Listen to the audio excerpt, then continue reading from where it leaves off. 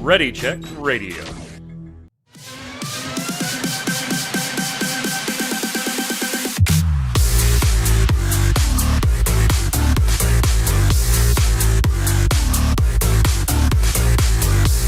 What's up, Internet? It's Thursday at 7 p.m. Eastern. That means here on Ready Check Radio, it's time for the Relic Grind, the Final Fantasy XIV Square Enix podcast, where today we will not discuss Final Fantasy XIV nor anything specific to Square Enix, because it's my show, and I'll do whatever the hell I want. Thank you for joining me. I'm Mike Byrne. Welcome to episode 146, if you're watching on YouTube, listening on Audible, Spotify, any of the podcast platforms. Thank you so much. Appreciate the patronage. While you're there, give it a like, a subscribe, thumbs up, all the stuff to feed the algorithms. And I'm sure many of you Final Fantasy trading card game fans will have comments disagreeing with everything we say about today's episode. Tears of the Planet comes out tomorrow officially in most stores. Stores, kind of all of them, some of them. Be nice to your stores. It's not their fault. It's a little distribution problem with this set, but it should be good by at some point in the weekend.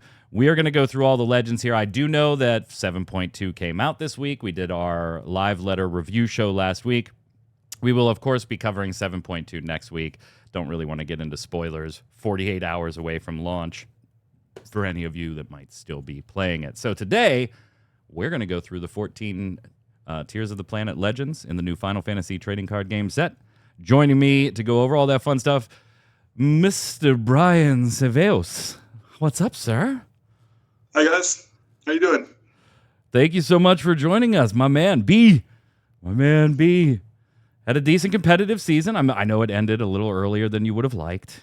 But had a run. Now that the dust has settled, Worlds is done, and we are on the cusp of the new competitive season.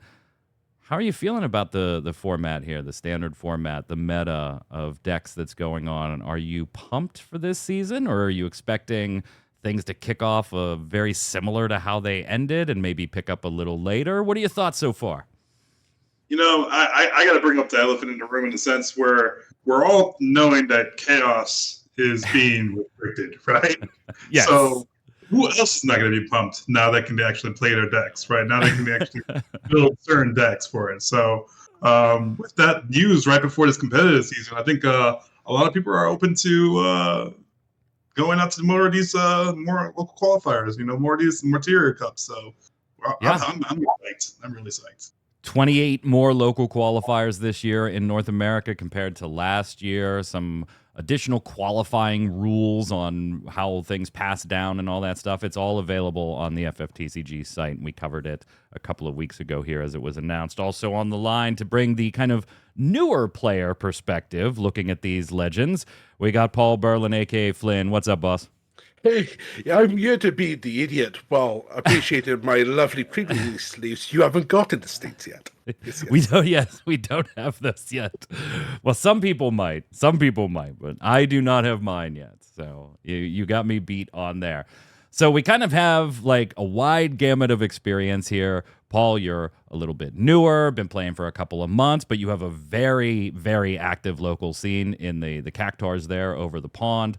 And then Brian and I, we do the nationwide tour for the competitive season here in the United States. On the Chaos front, by the way, both B and I were at the Winter Cup just a few weeks ago in North Carolina. Great event. We talked about it on the channel here. But I didn't see too many Chaoses in the team event. But the standard tournament the next day that had like 60 people in it, there were just a ton of Chaos decks that were just like, this is the last time I can run this, so let's run it. It's like brutal throughout that room. But anyway, gentlemen, let's start the engines and get looking at some of these legends because we've got 14 good ones. Where did I put them? Yeah. Well, I mean, I got them on the B-roll slide here, but I'm trying to figure out which slide I put them in for the big screenshots. Anyway, let's start with Cloud. Just pulling up my secondary screen here for Legends and in Tears of the Planet. All right, we've got Cloud, a 5-drop 9K forward job Merc.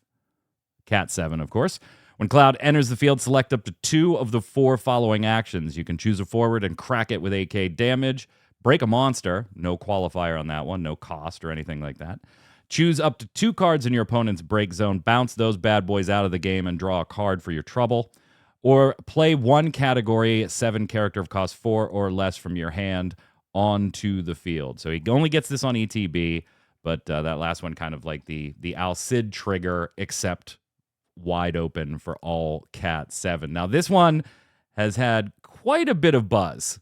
B, I'm going to let you start with your thoughts on this bad boy while I figure out where the hell my big versions of these cards went. Well, I'm looking at my own big version, but so Cloud, great art. I love this Roberto Ferrari art, right, from with Nomura.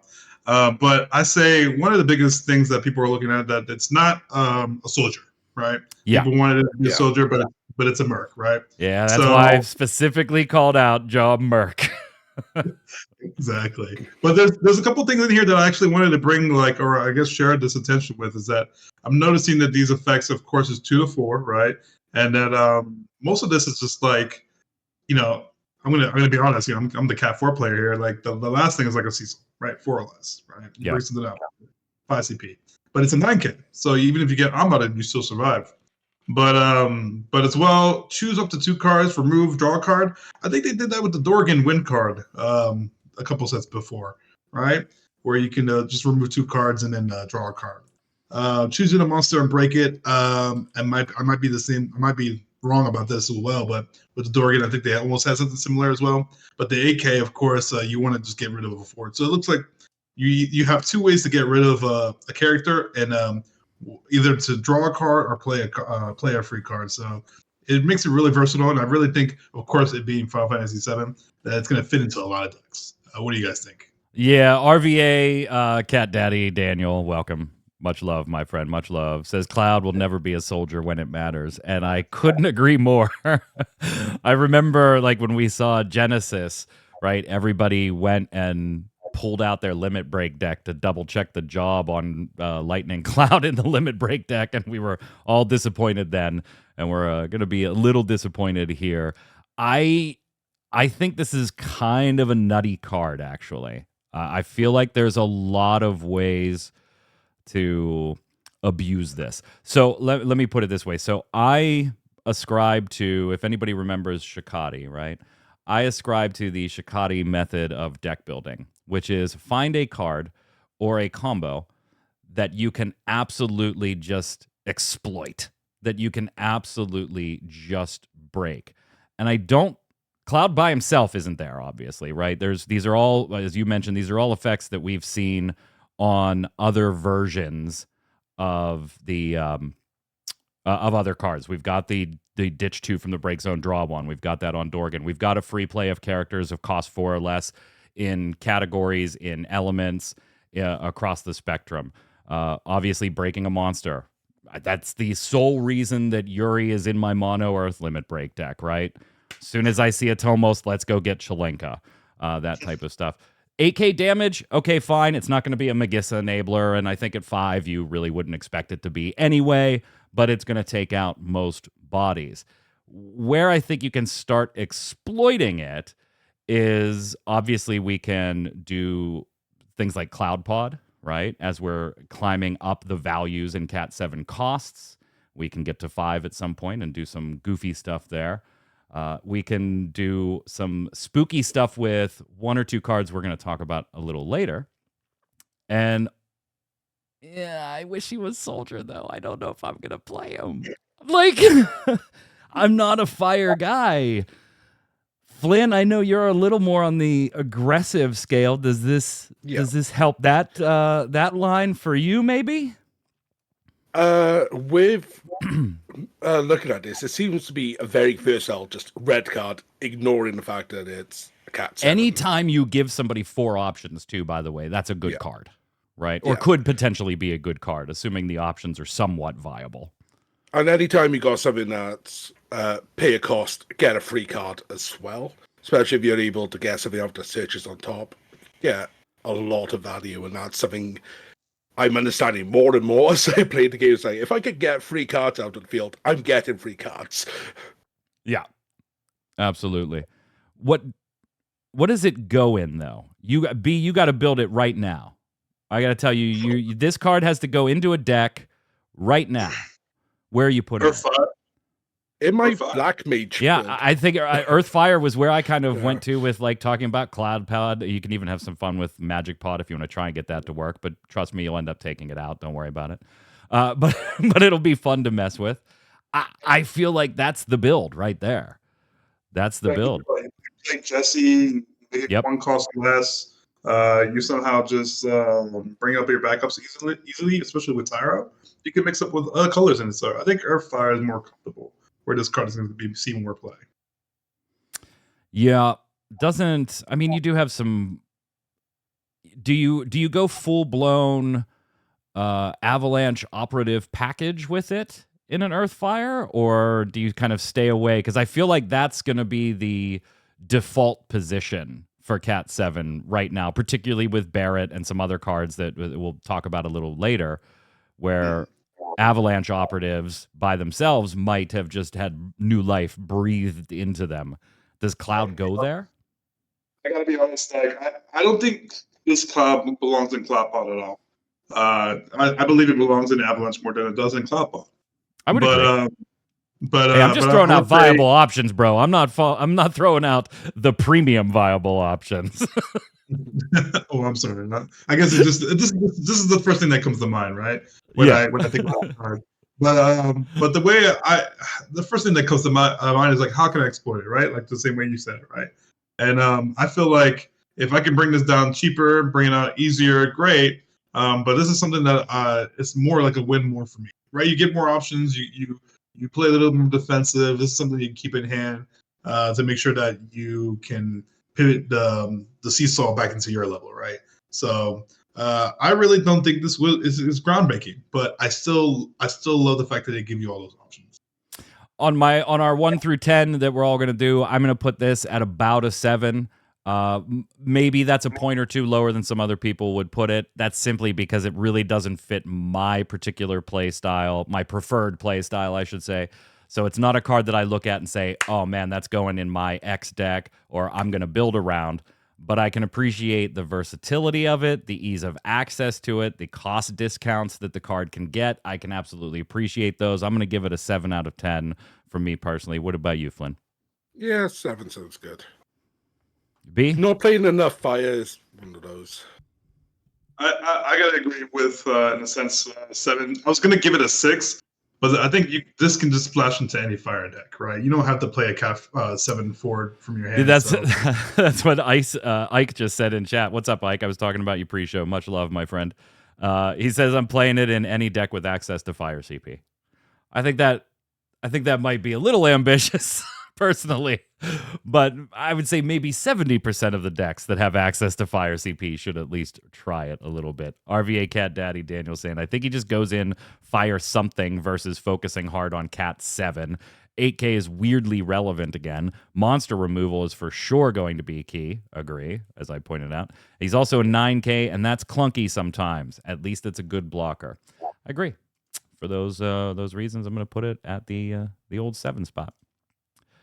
Next up might be the fire card that people have been buzzing about more. That's Volker at 8K, Warrior / Mithril Musketeer. Hell yeah, Cat 11, Bastok fame, getting some representation here. When Volker enters the field, due to your cast, so you got to cast this from hand. Don't try to cheat him in. You may search for up to 2 job warriors and/or card name warriors and add them to your hand. During this turn, the cost required to cast your next job warrior or card name warrior is reduced by 3. And when a warrior or card name warrior you control is put from the field in the break zone, you get to crack one of your opponent's forwards for 4K. Flynn, I'm going to go to you first and see what the newer player has to say before B and I kind of dig in on this bad boy. The things I was hearing for the start is the call to restrict one of the current warriors begins with T. My Tyvus. It's like Volker Tyvus is like, something needs to be restricted right now. Look at this, the newer player already calling for Tyvus bans. It's just what I've heard. Ike in chat saying they banned Chaos, and now we get Volker into Tyvus into Mog turn 1, and then rip your first search. Yeah, that does feel. I've heard some funny things with bad. the warrior Riku from the set as well. Yeah. You think this card is good throwing first turn? Nope. Throwing your hand? I was going to get to that in a second. Like, as far as, it's like Knights, right? Knights is a very easy deck to play badly, right? At least that's the way I kind of look at it. It's a real easy deck for somebody to go, ooh, maybe it's a newer player, maybe it's somebody that just doesn't care and wants to be all out aggressive and have the game end one way or the other by turn 4 or 5. Whatever the reason is, I feel like Knights is very easy to go, oh, I have Karilla Ramza in my starting hand and I have a fire card. Let's go! And then end up losing that type of game. I feel like Volker, which I should probably put up Volker. I feel like Volker kind of falls into that same logic. You certainly could, right? There's nothing stopping you from playing it out, getting the searches, playing out Tyvus, playing out Mog, or maybe it's a turn later and you have a backup or two and you throw out Furion and now you're at 5 characters and you're getting a draw or something like that. You can certainly do that. There's nothing stopping you. And I'm going to tell you, you'll win a fair amount of games, right? Because there's a certain aspect, just like going against Knights, that if you just don't draw the Amat, you just don't draw the board clear, you just don't draw the removal, you lose, right? It happens. It happens. So you'll win a few games doing it that way. But no, B, I'm with you. This is absolutely one that Gigawool is very, very similar in this type of play style to me. I've always appreciated the people that make it a much harder match. I would rather you turn 1 Gigawool against me than turn 3 Gigawool against me. That turn 3 Gigawool is a lot harder, and I think a turn 3 Volker is going to be a lot harder to deal with after you've maybe baited a piece of removal or two out of my hands.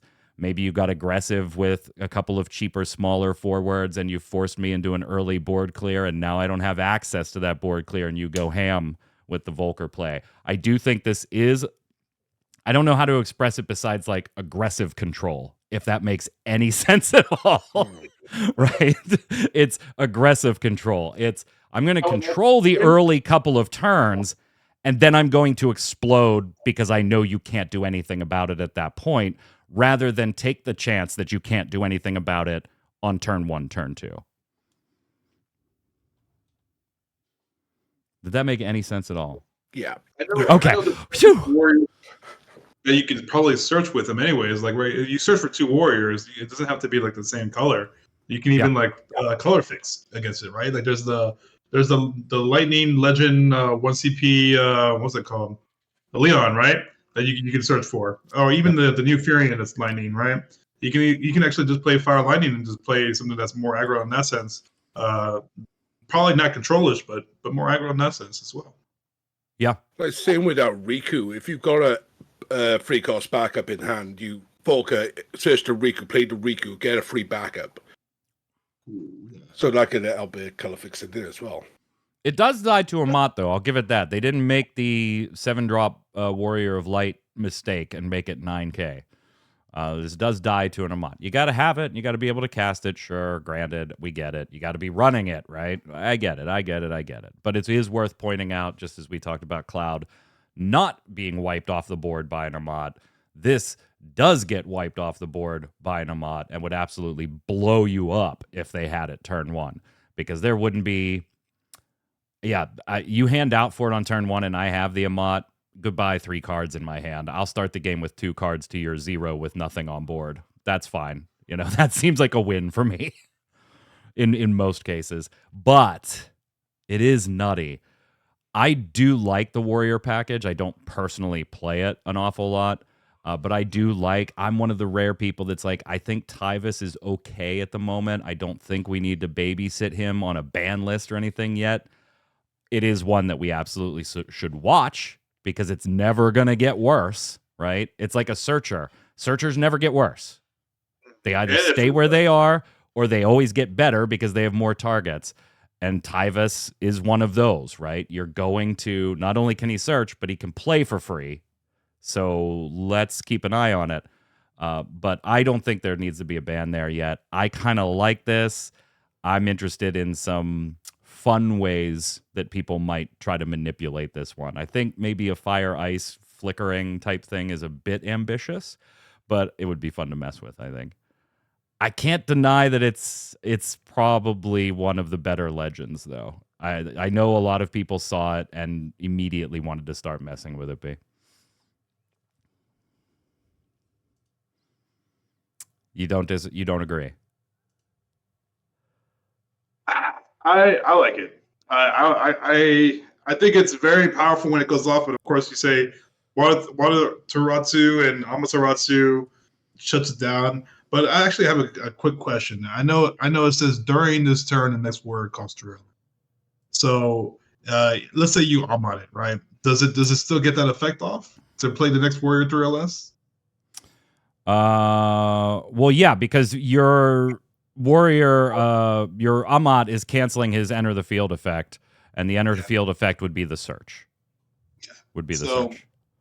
So if he has another one in hand, he can just play that for 4 CP essentially, right? In theory.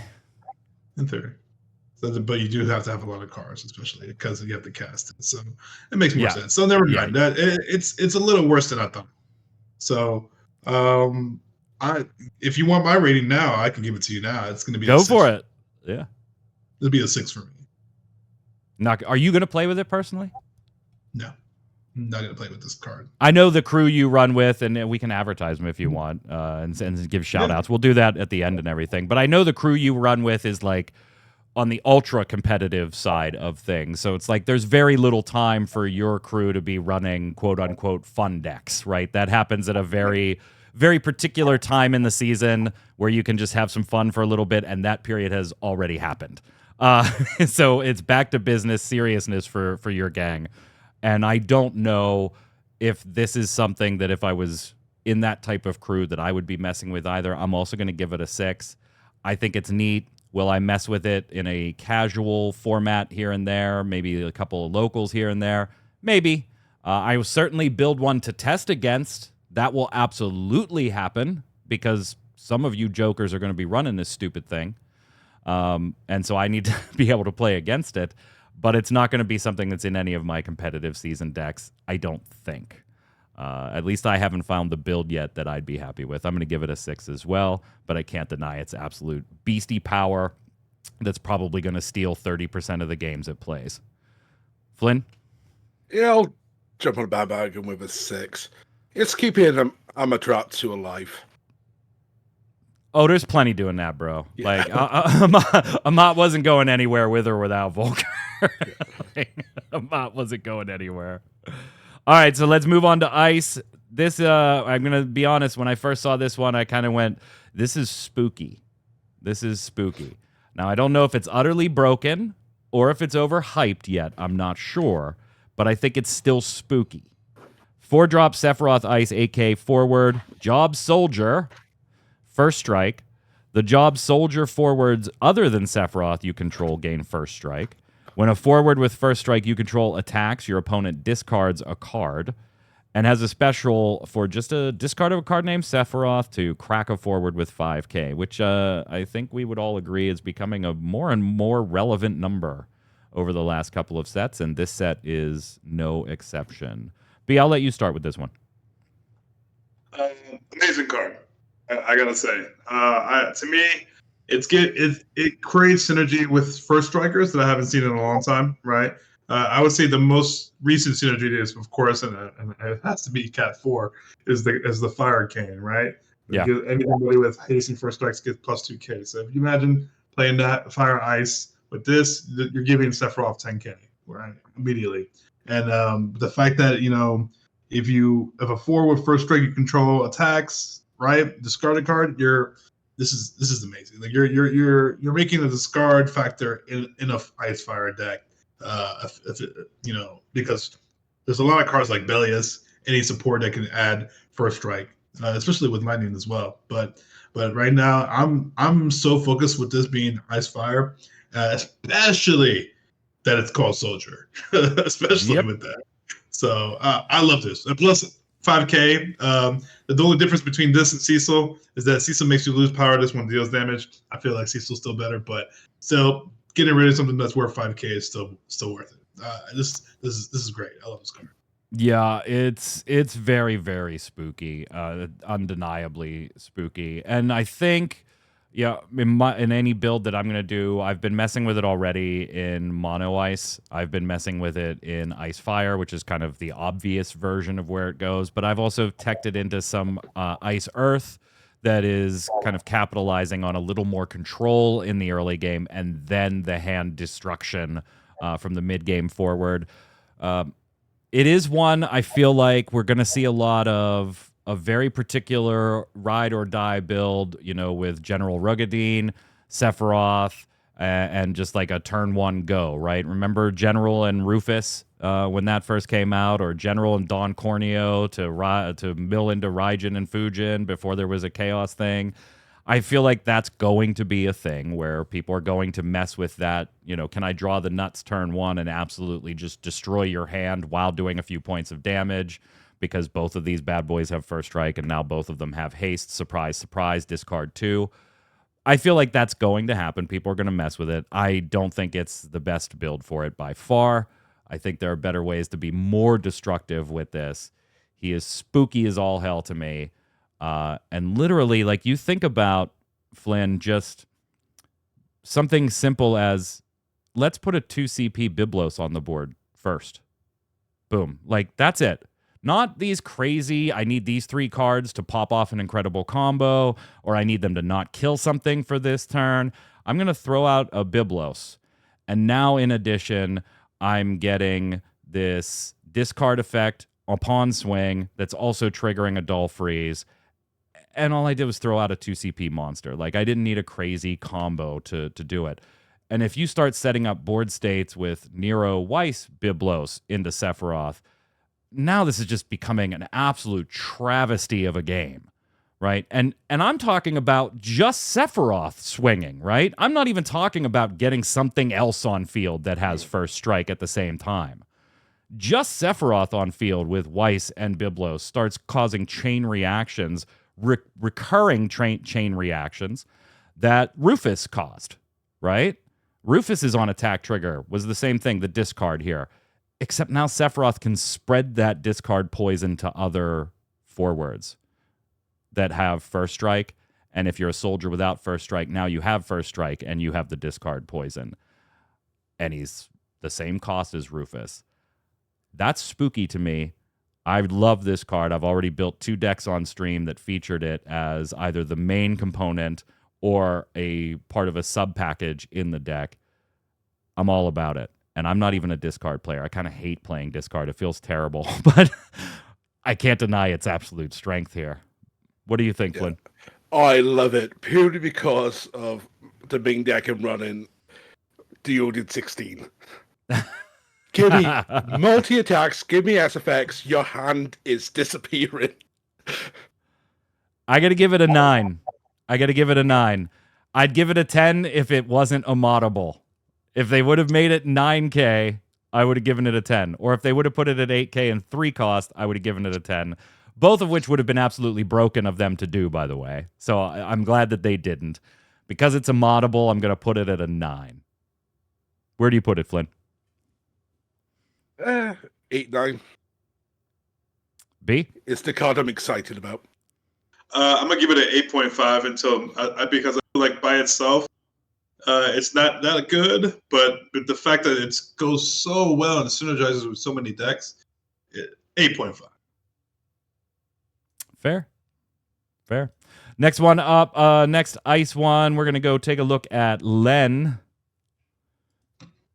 Len is a 2 CP 5k ice forward summoner and songstress job. At the beginning of the attack phase during each of your turns, remove the top card of your deck from the game. You may cast it any time you could normally cast it this turn. And for 1 CP and removing Len from the game as an action ability, you can choose a summon in your break zone, remove it from the game, and during this game, you can cast it at any time you could normally cast it. I emphasized game for those of you that might be newer to FFTCG because that's the first time we've seen this particular text during this game. We've seen the text during this turn, or you may cast it any time you could normally cast it, but we've never seen it specifically mentioned during this game. Like even Zidane doesn't have that text. It's just you can cast it whenever it's legal for you to cast. So not that it's a huge rules difference or anything at the moment, but could potentially become one. So interesting. Flynn, we'll let you go first on this one. Yeah, reading this when I saw the reveal, I wasn't kind of sure how good it'd be. Still being new to gaming is a lot of interactions I've yet to actually come across. But like you say, the fact that it's during the game allowing you to just it's summon speed whenever I need something. It's car +1 in hand. I reckon it's pretty decent. Yeah, I like the value that these types of cards create, right? Where you have a resource that is not a negative net on your hand. Anytime you steal a card with Zidane, that is a viable, playable card that is not a resource in your hand that you're giving up, right? To play a forward, you got to give up having the forward in your hand.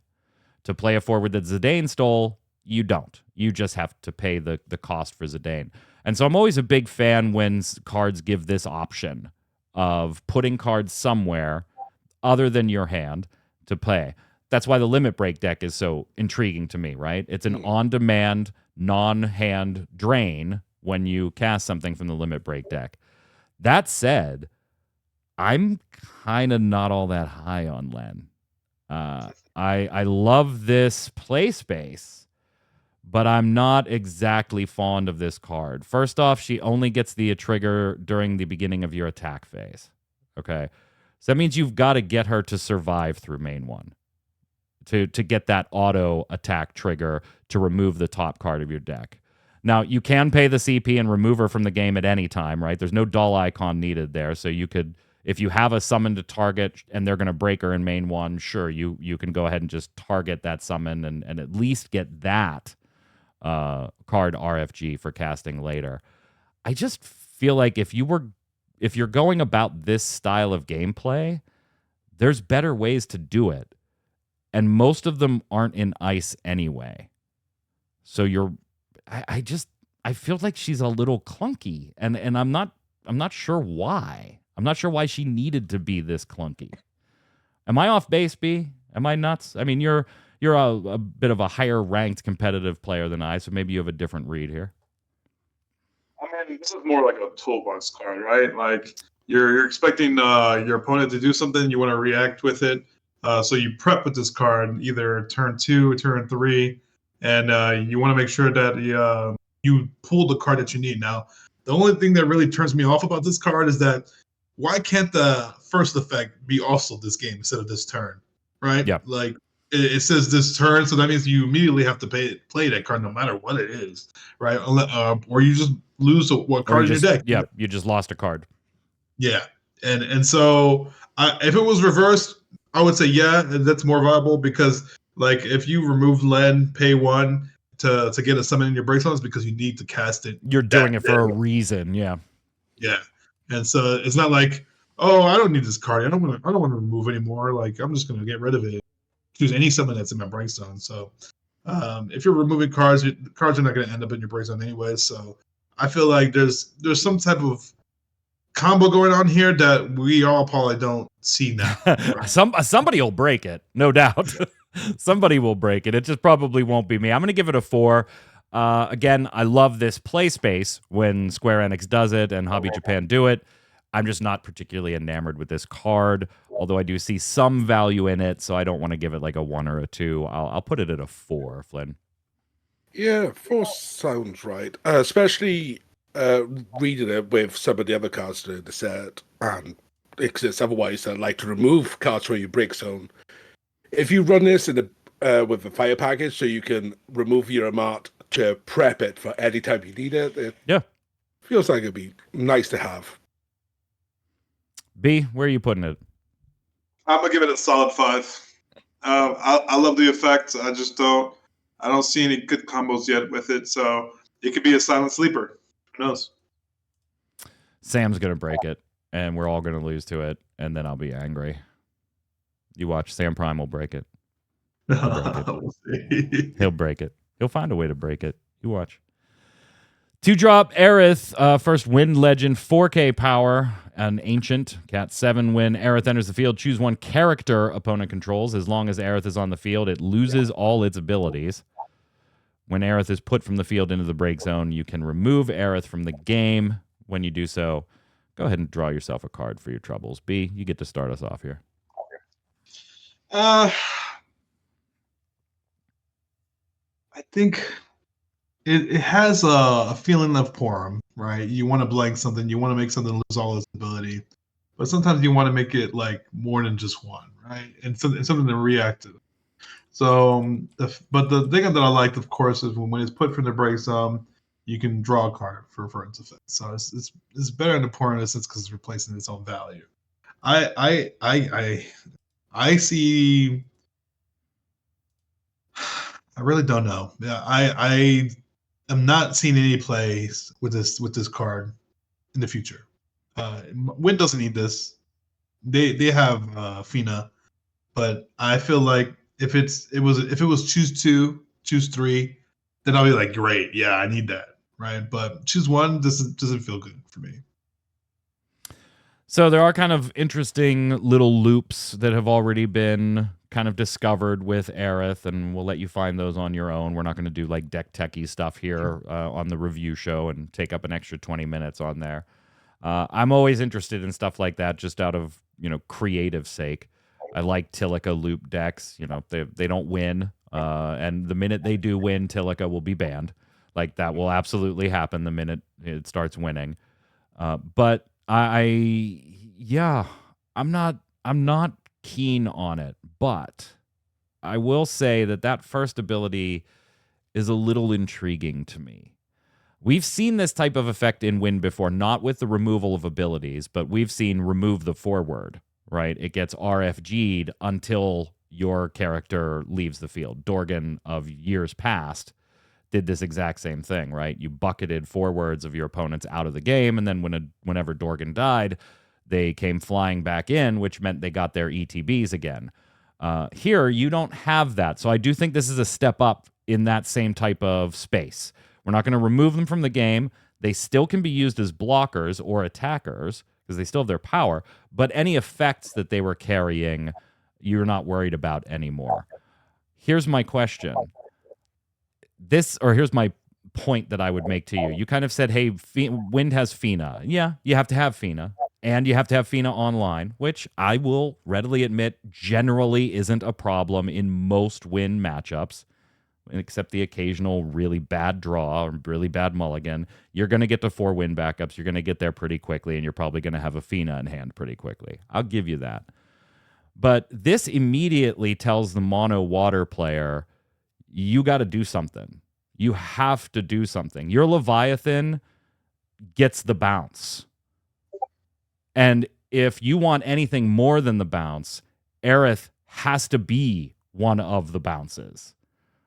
And so that kind of feels a little bad to me, being that you're paying 9 or you're getting rid of 12 cards, however you're playing it with Lena, that I got to get this little punk 4K 2-draw forward out of here on Leviathan's bounce to then get Leviathan's 9K power reductions on the other forwards.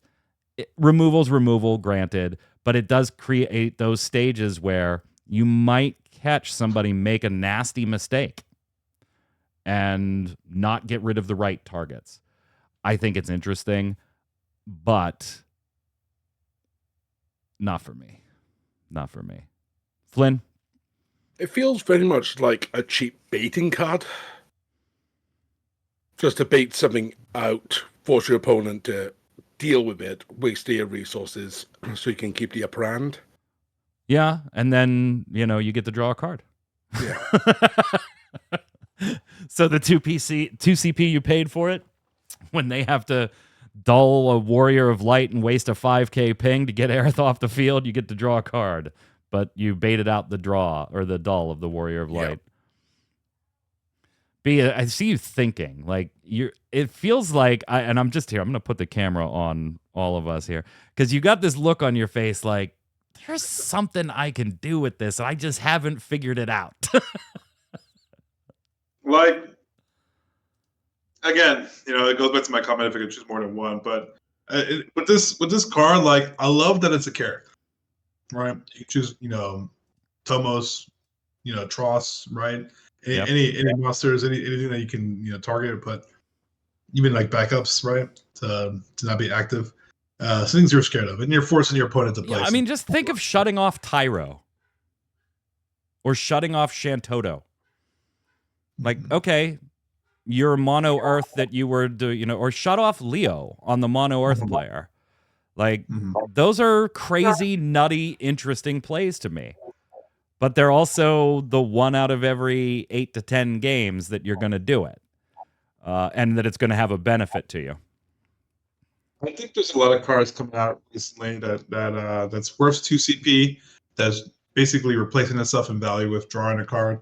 That's what I was thinking. Right, I was thinking like, okay, what best card is there that draws a card that goes to the break zone? And I'm thinking Mist, right? Because you get to look at your card, we're going to remove, but I'm thinking, this probably would be the best version, like Aerith, right, for that type of card, because it can make you lose an ability and choose a character. So I'm getting a little bit. It's getting on me, right? It's rubbing off of me right now. So I think I'll give it a 6.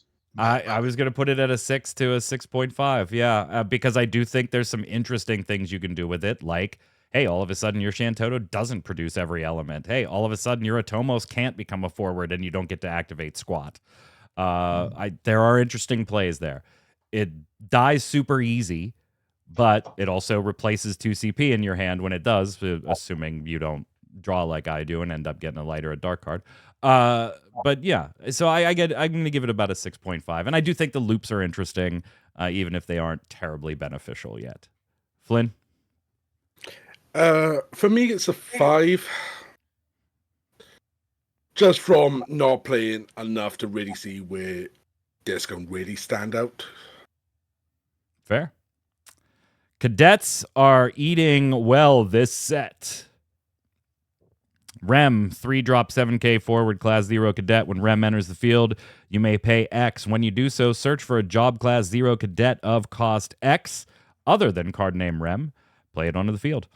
Action ability to dull and put Rem in the break zone to activate all the job class 0 cadets you control. Okay, so I'm not a huge cadets player myself. There are 1 or 2 at our locals, so I will go pretty quickly on this one. They actually think this Rem might be a trap over running some other Rems that are already available in the Class 0 cadets. And they kind of feel like while the whole set is very, very interesting for Class 0 cadet players and still encourage experimenting with what elements you want to run it in, it's not necessarily just immediately fire, lightning, wind. The setups are diverse there. There is some thought on their part that this one is maybe a little bit of a trap card to fall into. And I can kind of see that. If you think back, right, like Emmett Selk had this very same ability. He was a little more limited, right, because he had to play a backup. But we don't see those cards typically see play. Granted, there is something very powerful about searching out the exact card you want and immediately dropping it on the field, and this does have the benefit of being able to grab forwards that have ETBs because of that. So there is some power with Rem, certainly, but most of the time it's going to be at least a 5 CP spend, if not more. 3 for Rem and then 2 to whatever for the card you want to drag. Personally, I'm just going to go ahead and give this one a 4. I do think it'll be messed with by Cadets players, and I think there'll be some neat little plays here and there that work. But I think I agree with the more experienced Cadet players in my locals that are just like, I'm going to run it, but I'll probably end up going back to the other rems. There are different things that I want to do. Flynn, what do you got? It does feel like you'd want to play the Opus 7 2-cost rem at the EX. Discard and search and add a hand rather than pay the X amount just to get a body out after you've already paid the free. Yeah, I mean, that's fair. Icon Chat is saying it's a solid card, but it feels like it should have been a hero. I kind of agree. B, what do you think? I know you're the insane Cadets player. No. On the contrary. I think I like this card actually. I mean, there's a lot of elements in Cadets, and if you go light, whatever, right? And this is a way to fix it, right? Pay 3 CP. You want to get like a lightning fire ace back, right, or whatever, and play it. Like you get to do a lot of stuff with this, and let me read. I'm gonna reread this for one more time because it says job Cadet, so you can essentially fill your backups with. Yeah, I mean it's a nice way to get out of a nasty mulligan, that's for sure. Yeah, and I think there could be some potential with this providing great support for the theme deck Cadets. So I really like this card. I think it's probably better. It's better than the Air. So what are you giving it? I'm giving it an 8. Ooh, okay. Well, we'll see who's right or wrong a few weeks into this. That's for sure. Next up, might be a contender for one of my favorite legends personally, and going with my play style and the decks that I like to run. 3-drop Wool at 8K. Mobius, Warrior of Light / Monk on the job front. Remove 3 Earth cards in the break zone from the game. Choose an Earth forward you control, dull it. Until the end of the turn, it gains this forward cannot be broken. And has a special for a discard of a card named Wool and 1 Earth CP. Reveal the top 3 cards of your deck. Add 2 of them, other than card named Wool, among them to your hand. And put the rest into the break zone, which just further starts feeding ability number 1 by putting more Earth cards, presumably, in your break zone. I am a degenerate mono Earth player. It is one of my favorite decks. Mono Earth in quotes, obviously. This Wool is freaking nuts. I absolutely, and that doesn't even start exploring the fact that it's job Warrior of Light for 4-color decks, or that it's job Monk if for some reason you want to try to revitalize old Monk decks. Like, those are 2 extra options on top of what I'm talking about, particularly the Warrior of Light one, right? Because it doesn't interfere name-wise with most cards in a Warrior of Light deck, unless you happen to still be running the Light Wool in like the Eurefia build, which I have seen some people do, but not a lot. So you get another Warrior of Light. Yeah, it's probably a little harder to make it work there, right? Because you're already in 4 colors and it has to be the Earth cards. But the specials balls crazy. If you can, they don't have to be Earth cards for that special. And really, how hard is it to have 3 Earth cards there to get this ability once when you really, really need it in like a Refia deck? This feels insane to me for a number of different builds. It's absolutely going into my mono Earth phase 1 testing as soon as this set comes out. I love this card. Long live Mobius, and long live that art. B, what do you think? I love the art, actually. This was, I didn't even think it was a legend, but when I saw this card, I first looked at the art and I was like, "This has got to be a full art. Someone needs to make this a full art because this is beautiful." And Mobius is usually one of those type of cards, images that you want to be like, okay, I can see this as a painting. This is looking really good. a griever for me. Right? But I gotta say that we're definitely seeing this in competitive play. 100%. 100%. If it's in Refia, if it's in Mono Earth, or if it's in a random like Mobius deck somehow. But or definitely monks.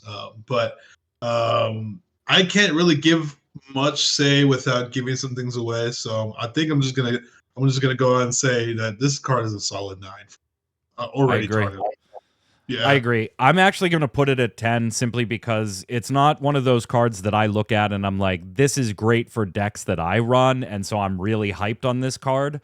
I am hyped on this card because it fits in decks that I run, but it immediately leaps off the page as, you know that other good deck? It would be good there too. You know that other good deck? It would be good there too. You know that deck that wasn't quite good? This makes it good. Like, there are a lot of opportunities for this.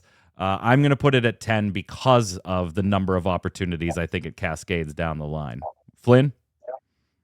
I'll chuck it out to 8 again, just being a newer player. I'll lower expectations for my own brain.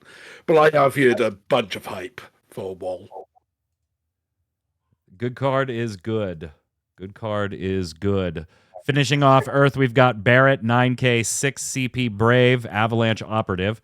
When Barrett enters the field, you can search for one card named Marlene or one job Avalanche Operative of cost 4 or less and play it onto the field.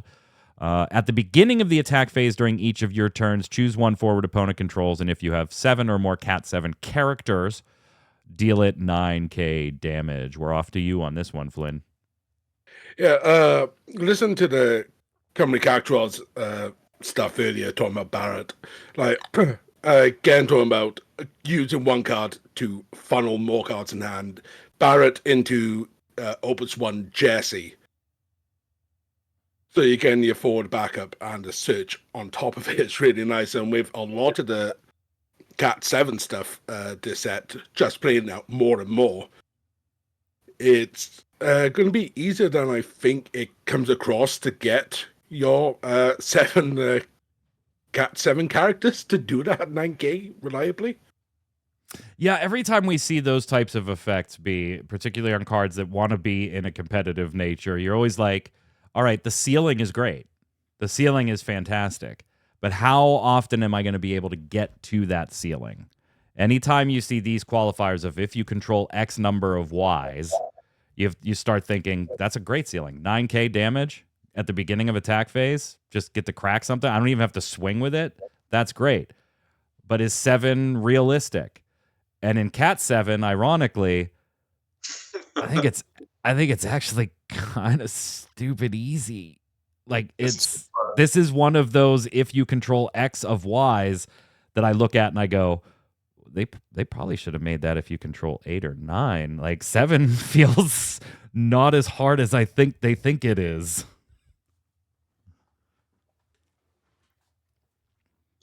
I agree with you there. I'll tell you, like, 7 or more is easily get around. I mean, you can watch the RVA streams about other people running this deck. I feel like this is the most anticipated Earth card that people are running more than war. But yep. I love War more. But I gotta say that this brings out the fold. This is gonna bring Cloud into the fold, the new one, and I definitely can see this being a problem, right? For some people, especially for that Cloud politics, right? But I gotta say that it gets off the range of Poro. And so true. There's a lot of cards that say 5 or less, 5 or less, 5 or less. So I feel like this card is strong because it's up there, and that it feels like it's there's less things to touch it. Yep. Right? I'm over cost 5. I am over 8K power. Bite me. Like, what do you do with them? I'm not an Avalanche operative. Yeah, Ghoul's not wrong there. It is nice that it's an Emmett target too. For your Emmett Selks in your Earth decks to go get Earth characters of cost 6 or more. I don't think while I did appreciate that when I first noticed it too, Ghoul, he doesn't really fit in the decks that I am running Emmett Selk in personally. So I'll leave it to the Avalanche operative experimenters out there and the Cat 7 Fire Earth builds more than like a mono Earth build. But yeah, absolutely valid point. Emmett can go get him on demand, and then he gets a break on entry when you go ahead and play him, as long as Emmett's still there. So, you do think any deck playing Barrett plays Emmett, though? Yeah, absolutely. Yeah, in that direction, I'm 100% with you, Ghoul. Thanks for for stopping by the way. Yeah. Much love to you overseas, my friend. We miss you. We miss you. This part is what I see with this. Yeah. Oh, yeah. Yeah. Purely because that's kind of one that just jumps off the page. I'm swarming my field now. You'll convince me to play this card, Mike. All right, Ike. We'll see. We'll see. Win cards can deal with it for easily. Free Alexander. Chat, you, Lance, you're not wrong. Free Alexander. Goodbye, buddy. Yeah, you're absolutely right. You're absolutely right. Yeah, I gotta give this like an 8 or a 9. It's not something that I'm personally going to build around. I'm more excited for the wool, like B, you said, but I'd be dumb but to not recognize the strength of this card at like an 8 or a 9 level. Flynn, newer player, where do you put it? Yeah, an 8. Giving it the old 8. B? Yeah. I'll give it a 7. Give it a 7. All right. Then we get to lightning, my favorite element. My favorite element always has been. I'm a lightning baby. 4-drop, 8K Zach Soldier. If you control 3 or more category 7 forwards, Zach gains the old haste Rooney. And when Zach attacks, choose one category 7 character of cost 2 or less in your break zone, play it onto the field.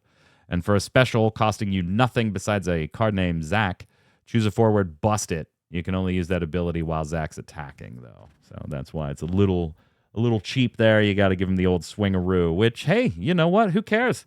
8K with haste and Sephiroth out gives him first strike, and he's discarding a card. You can bet I'm swinging with this dude.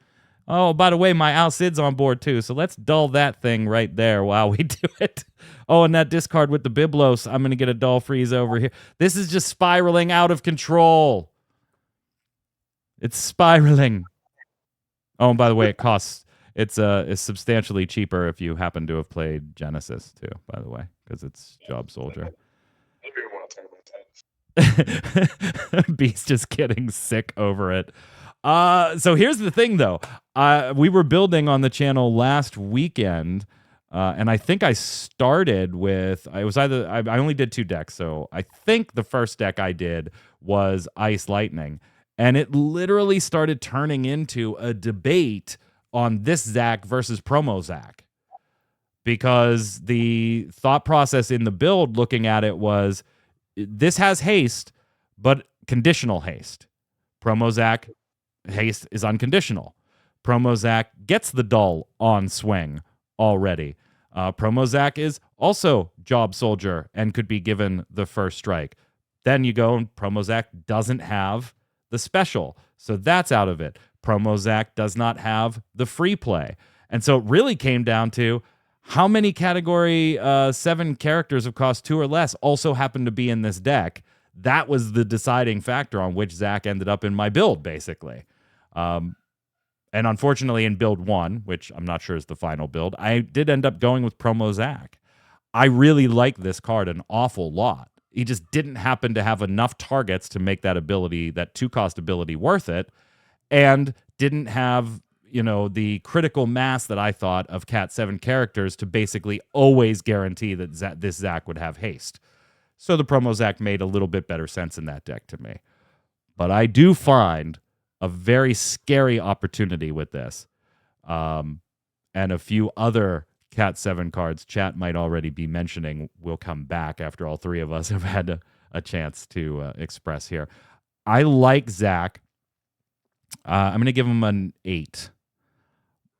You know what? I might give him a 7. And the reason I think I'm going to give him a 7 is because he is so dependent on other things.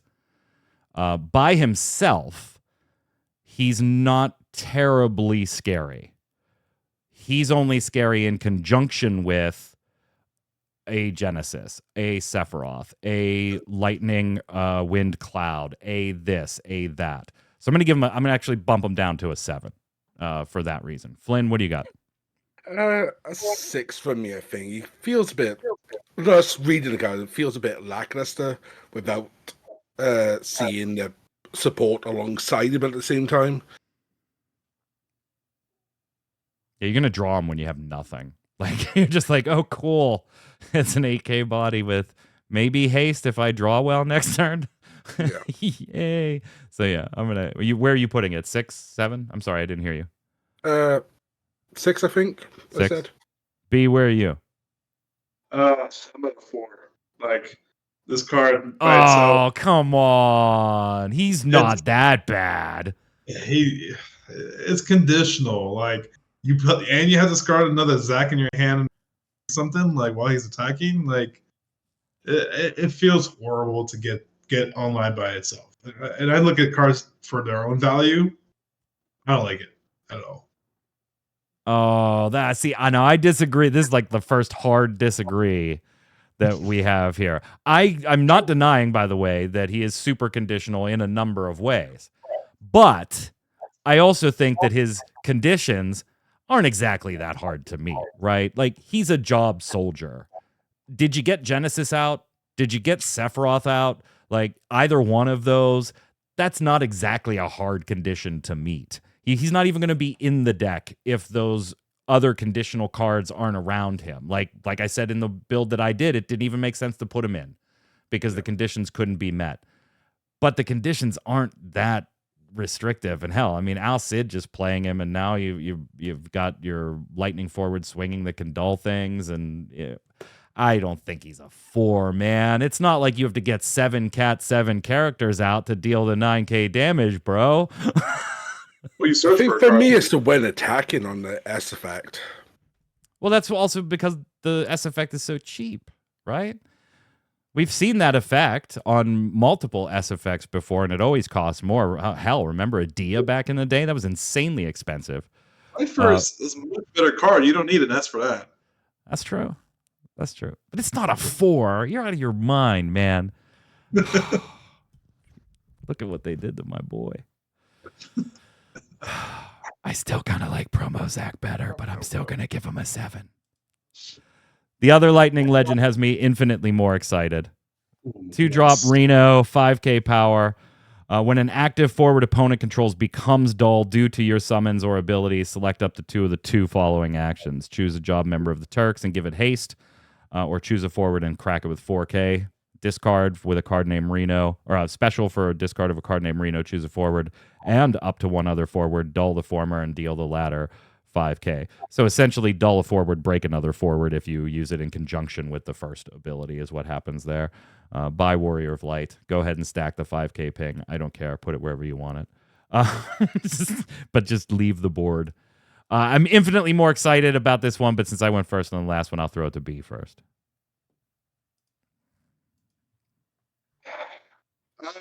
I like this card. If you know for a couple of sets with the way Turks is, and you know how Turks run and how quickly it gets online, this card is a scare factor. Yep. And of course it's in lightning. It's in scare affecting color, and I feel like a lot of players are going to start to hop off the Cloud bandwagon and hop on the Turks. I'll say that much. Yeah, I 100% agree. And I think based on some things I said about Zach, you can now see why, even though I was building an Ice Lightning build, I still ended up going up with the promo Zach because the build was more focused around Reno and the Turks. And not only did that other Zach have the unconditional haste and the dulling on swinging, but man, does that just work so well with Reno. And some of the other packages. So Zach, yeah, you're a 7. Promo Zach does it for me because Reno's a freaking 9.5 for me. But fuck it. I'm giving it a 10. I don't care. My lightning bias, I'll let it shine through. I'm giving it a 10. I'll fully embrace my lightning babyhood. Flynn, you're up. I kind of prefer Ice Reno, and I'm not sure why. I'm not sure why either. I would get free. Yes, I think it's because Reno doesn't search for my bald bro, you know? But the Ice guy, he searches him, he plays him, and we're set up.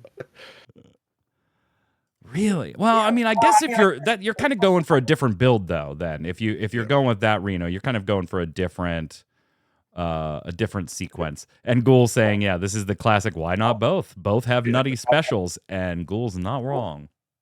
Not wrong. What are you giving it? I loved Flynn? his card for the artwork more than anything else. What are you giving it? A 6. 6. You're what? Why? I feel like this card has so much potential, and I love the fact that it's so cheap and so nutty. And as someone who played Mono Lightning back in like the Opus 4, Opus 5 days, like it brings back memories in a sense. It does. Because, I remember when you. No, I'm so glad you said it, me, because it does. Sorry, go ahead. You have an SR soldier for building something, right? And just you were playing like the FFT card where it says you break a dull forward. To me, it's just like, okay, well, you're dulling something and you're potentially doing something 9K, right? Because if you dull something, you're gonna give something haste and deal 4K with it, right? So this to me feels like a fillability, right? I'm going to be honest. I'll give this card a 9.5 for myself. Not a 10 yet, but 9.5. I can see this being in a lot of Cat 7 decks, a lot of Mono Lightning decks, and a lot of ways to do stuff with it. Yeah.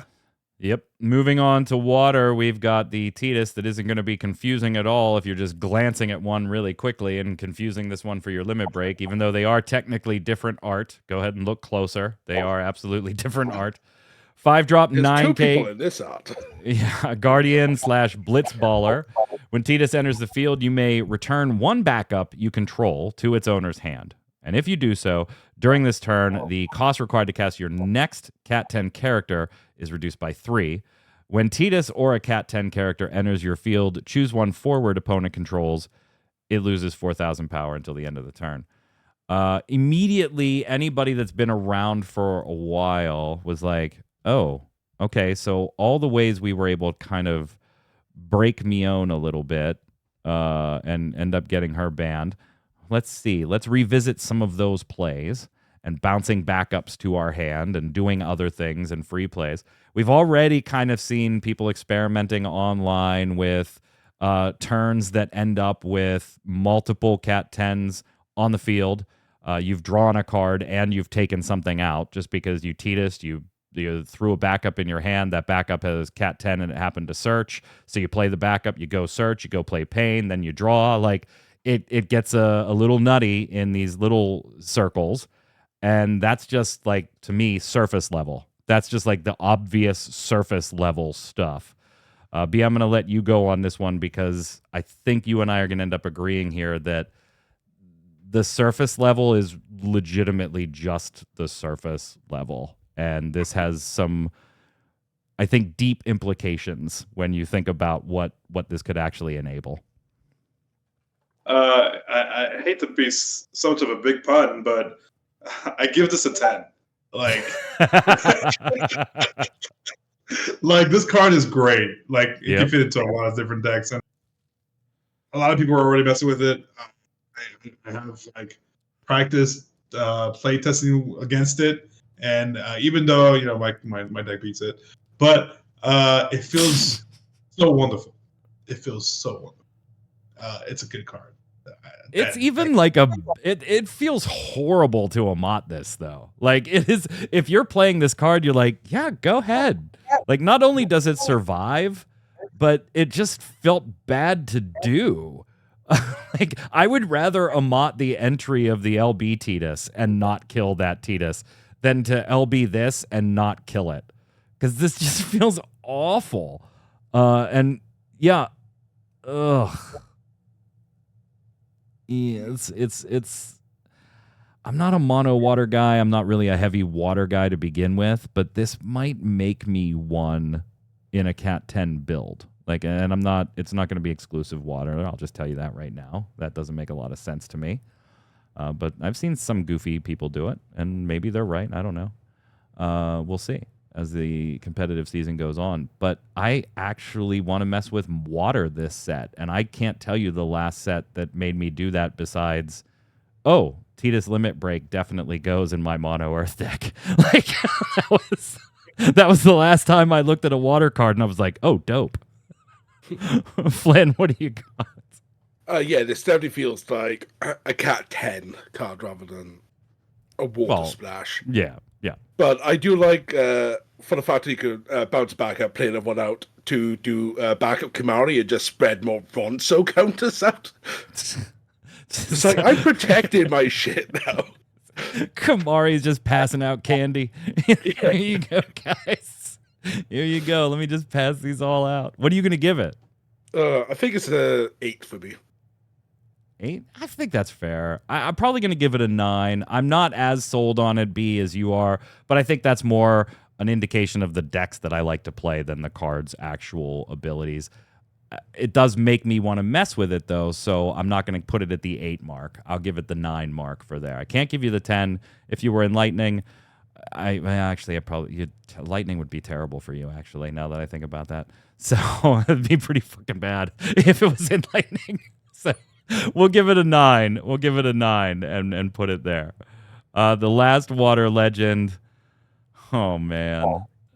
Like, my girl is just never taken care of in this game. She's just never taken care of. 3-drop 7K Maya, Vesna, Krasana, or Witch. Krasna, sorry.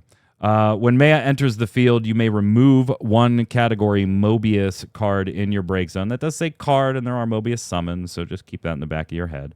From the game, when you do so, your opponent selects one forward they control, put it into the break zone.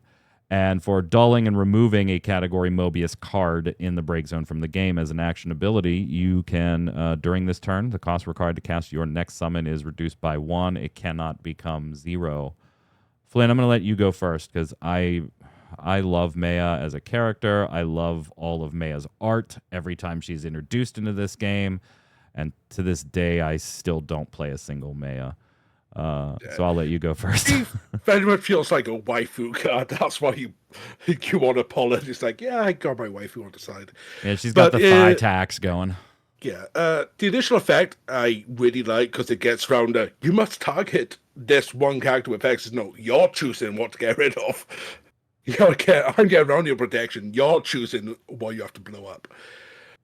And it at least it can be combined with Mobius Griever that got mentioned earlier.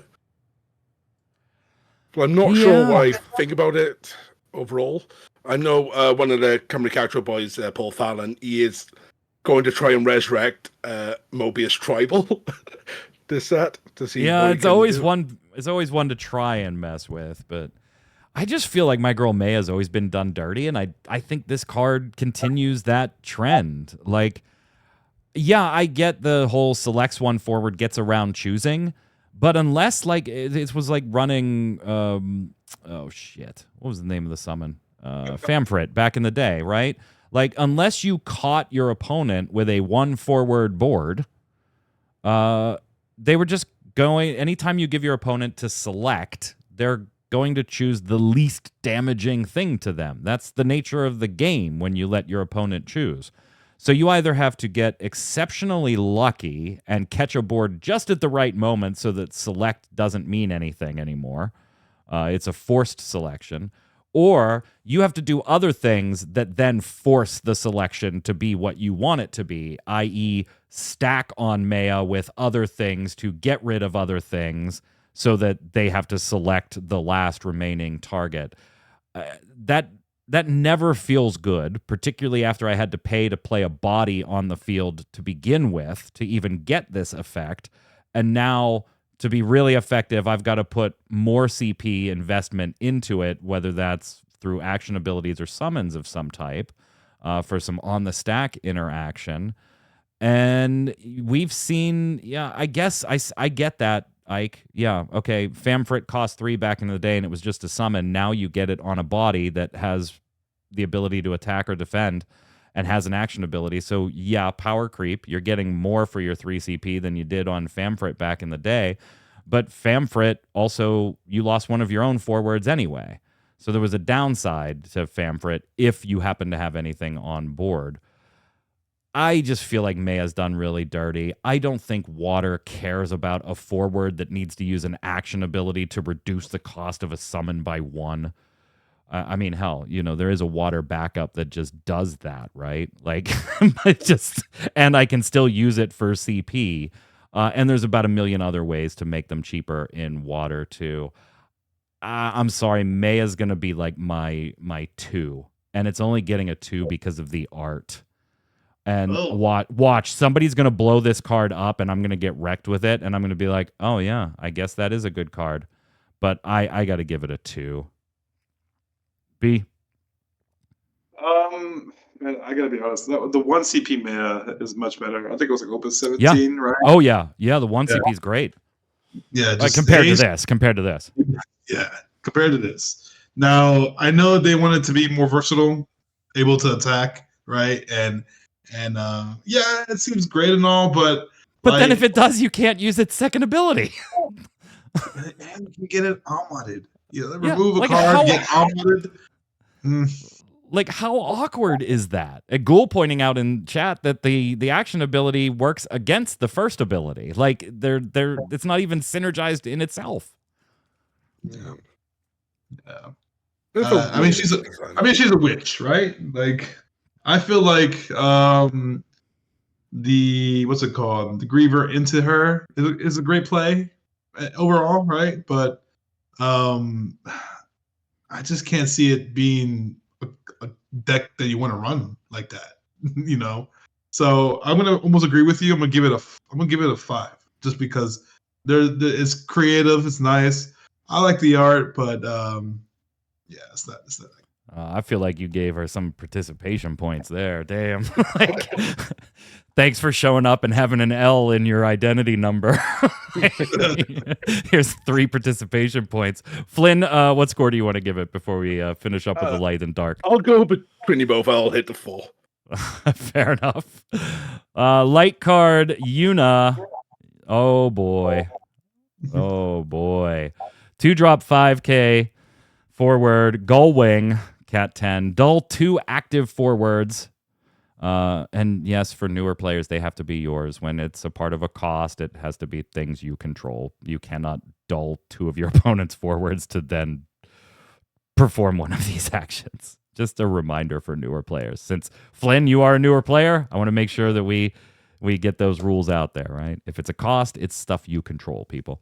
Select one of the 3 following actions. Choose up to 2 forwards and dull them, so 2 for 2.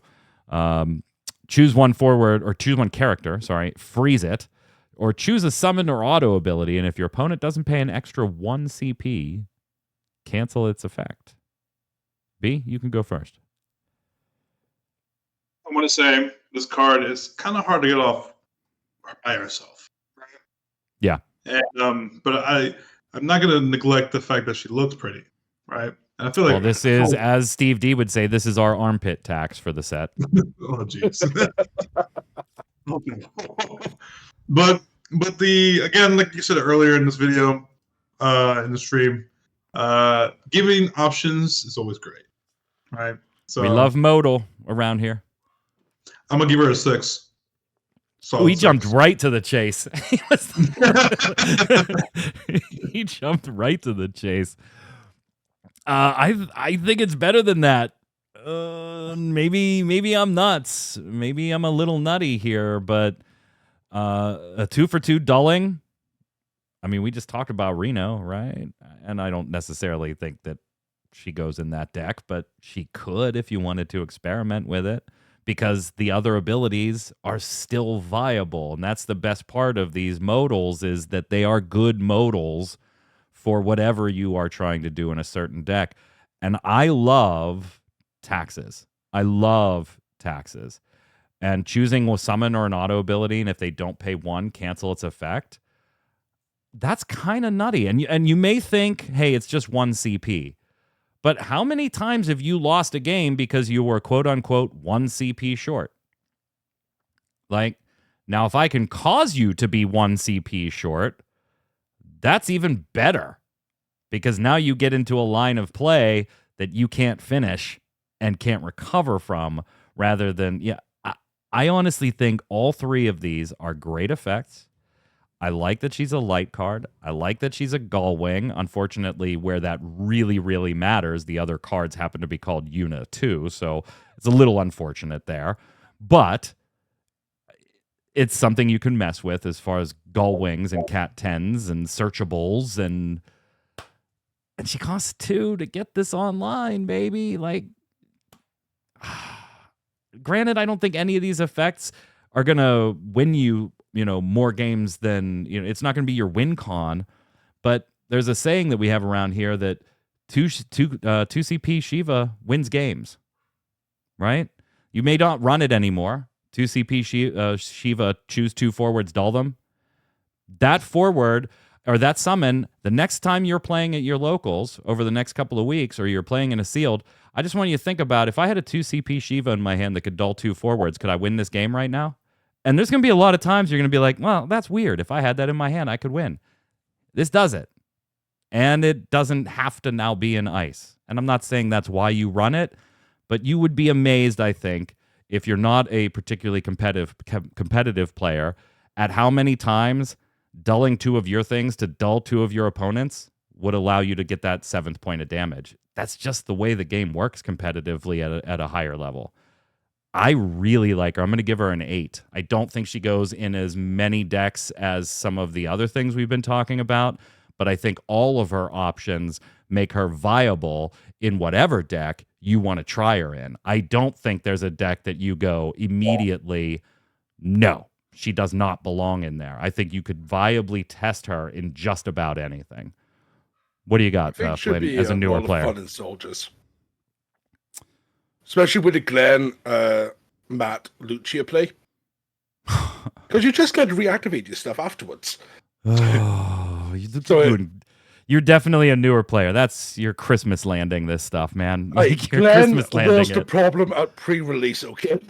Oh, okay. So we've discovered trauma is what we... Turn 1 Glens everywhere. We've discovered some trauma. What do you want to give it then, Flynn? 7, 8. All right. Last one, our Dark Legend.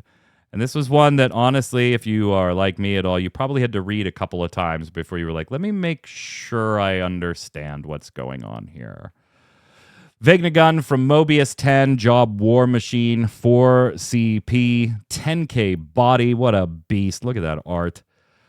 When Vegnagun is put from the field into the break zone, you may search for 1 card named Vegnagun and play it onto the field dull. And then we've got the action ability to discard a singular dark card, any dark card you wish, and you get to activate Vegnagun and draw a card, and you can only do that once per turn. And then we've got a remove 2 card named Vegnagun in the break zone from the game. So you got to get 2 there for this action ability. But break all the forwards opponent controls. All right, so that last one does rely on you finding a way into all 3 of your copies in your deck and getting 2 in the break zone. So a little bit of a challenge there, but maybe not the challenge you think it is at first. We can talk about that in a few moments.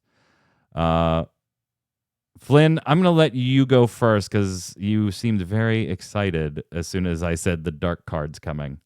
The issue with a deck that relies on extra dark cards, I feel this in my Cat 16 deck, is you can't discard for CP.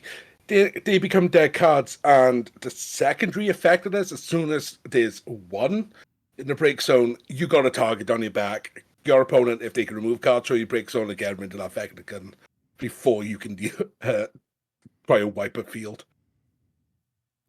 So to that point, you're probably right? And there are on the surface level, there are easier ways to clear a board, right? And there are also easier ways to clear just your opponent's board, which is this specifically is a one-sided board wipe for just your opponent's forwards. But they have historically been restricted to certain elements, right? If you aren't running Earth you're probably not running Neo Eggs Death to get the one-sided board clear, right? It's, if you're not running Earth, you're not running the Shantoto Limit Break card that requires a total of at least 6 Earth CP to get its one-sided board clear. So, yes, I hear you. Single-sided and full-sided board clears are there, and they are much easier to get off than this. But this does, in theory, open up a one-sided board clear to any element that would like to try it. Because it's dark, you aren't restricted to any particular element. That doesn't mean it's good. I'm just saying that's the potential that it opens up.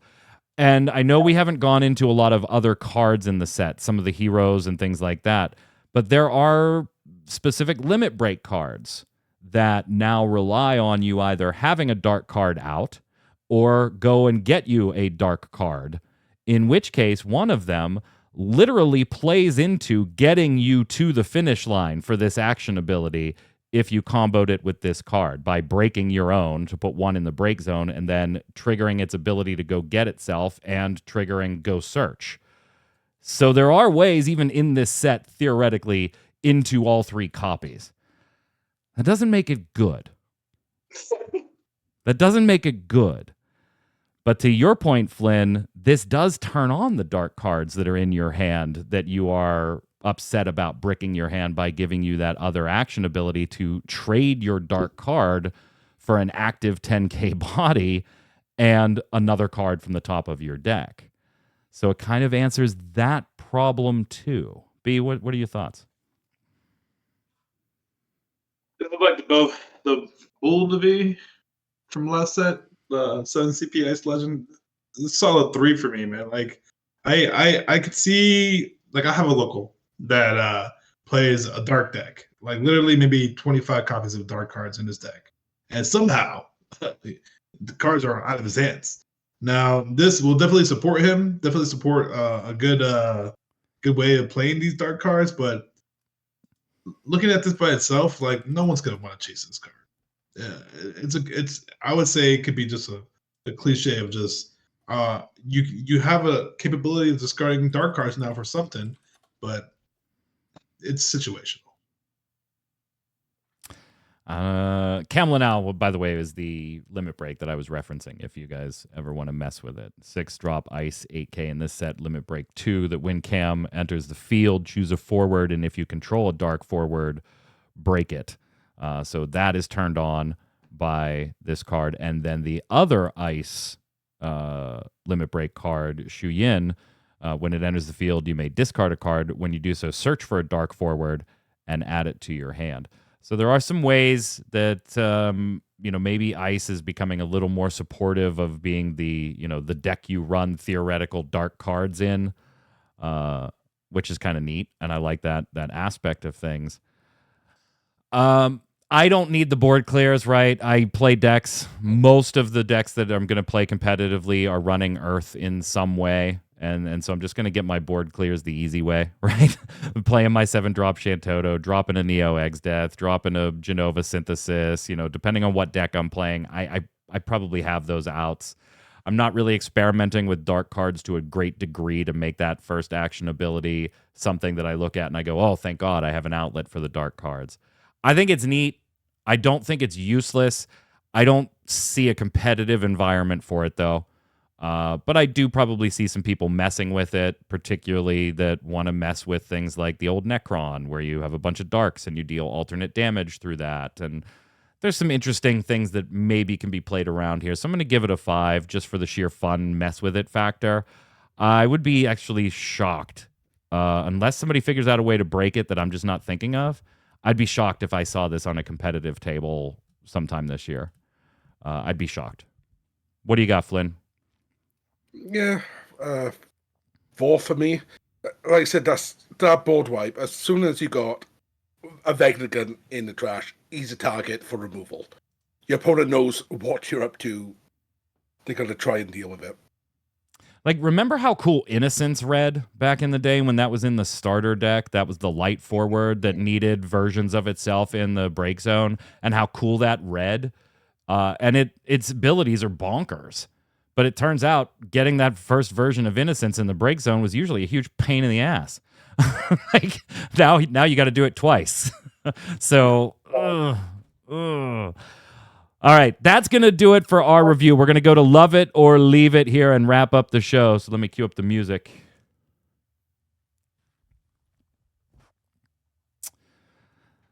Love It or Leave It is the way we end every episode of the Relic Grind here every Thursday at 7 p.m. Eastern. If you're a Final Fantasy XIV fan, a Final Fantasy trading card game fan, or just a Square Enix fan in general, come give us a follow. Check us out. We hope you'll join us live, just like everybody's been chiming in today. Love It or Leave It is the way we end every episode. It's where I give you something Square Enix related. Could be a game, a feature in a game, something they've done or said in a press release, and you tell me whether you like it, want more of it, or love it. Love it, want more of it, or leave it. Cast it aside, never to be seen again. And we're going to do the same thing we do for every Legends reviews show. We're going to go through all the hosts. You're going to give me the one legend you absolutely love and could not do without in this set, and the one legend that you wouldn't care if it didn't come in any box you bought. B, that's going to go to you first. Love it or leave it. Which one do you love? Which one do you leave? I love the Reno. I love it. It's a great card. I'm going to say that the one that I probably will leave will be the dark card, for sure. Bang the gun? Bang the gun, yeah. Definitely. Flynn. Love Sephiroth, leave Vecnagon. Man, they're doing the dark card dirty. I actually have a hard time with this. So I gave Reno the highest grade. So that would seem like the obvious love it choice for me. But there's a part of me, Flynn, that is kind of with you that Reno just does stuff that I already was doing in a deck that enables some stuff to happen some more or maybe be more efficient. Where I think Sephiroth gives me a little more experimenting power than Reno does. Like, I know where Reno belongs in all of my current builds. I'm still not entirely convinced where Sephiroth belongs.